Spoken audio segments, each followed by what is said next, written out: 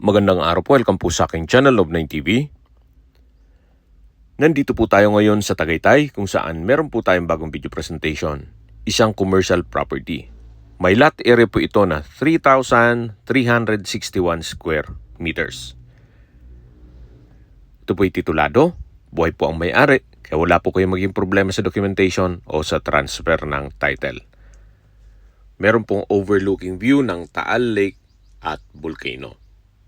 Slope po ang terrain. Actually, lahat naman na lupa na along the highway at may overlooking view ay slope po ang terrain.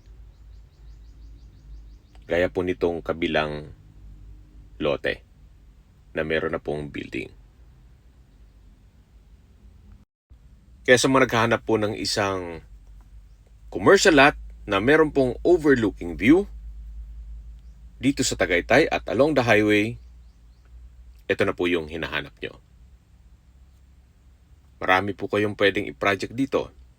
Pwede po itong gawa ng hotel and restaurant. Sa laki po nito na 3,361 square meters. Kahit po gawa nyo ng mga structure pa dun sa baba, gawa ng patag naman po yan.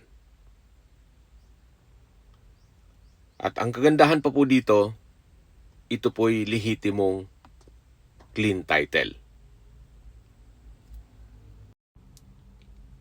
Okay, sa presyo na po tayo. Binebenta po ito ni owner sa halagang 35,000 pesos per square meter. Kung may mga katanungan po kayo, tawag lang po kayo sa aking numero. At kung may mga kailangan pa po kayong ibang property, gaya ng housing lot at farm lots, pakisearch na lang po ang aking YouTube channel na Love9 TV. Maraming salamat po.